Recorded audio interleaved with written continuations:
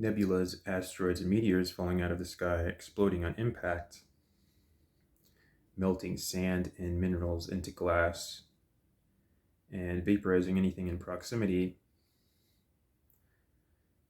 the universe being full of hazardous elements and forces not particularly friendly to any kind of life in general, and yet here we are.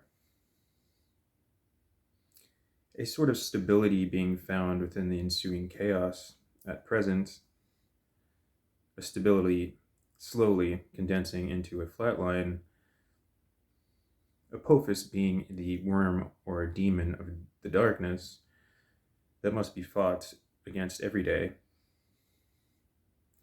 Previously mentioned before, but I plan on recalibrating and remixing my older posts into something newer. Now, the subconscious brainstem seems to be the seat of the AI, of the bodily vehicle, the primal drives of survival, aggression, and sexual reproduction seeping in and controlling thoughts and emotions through hormones and chemical secretions instead of the other way around, such as the stress hormone cortisol, which induces weight retention and so forth.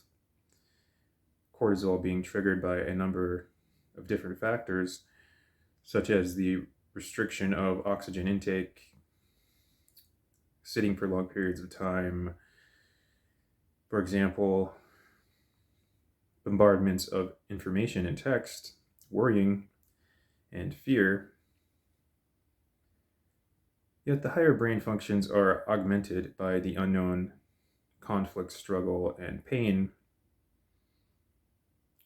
luxury, and existing and flat-lying being the antithesis, which of course people don't like to hear, especially those who identify solely with the body and its cravings and internal scriptings. I won't name genders here, but it's not hard to figure out. The physical is only a fragment, it's not the whole of it. Reading from The Dragons of Eden by Carl Sagan, once again, it is a worldwide phenomenon.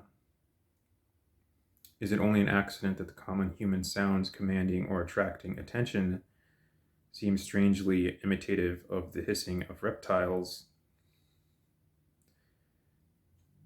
Is it possible that dragons posed a serious problem for our proto-human ancestors of a few million years ago, and that the terror they evoked and the deaths they caused helped bring about the evolution of human intelligence?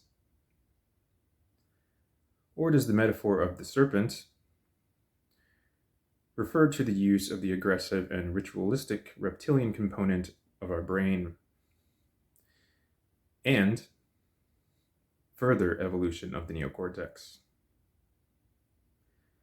I want to be very clear about the social implications of the contention that reptilian brains influence human actions if bureaucratic behavior is controlled at its core by the R complex.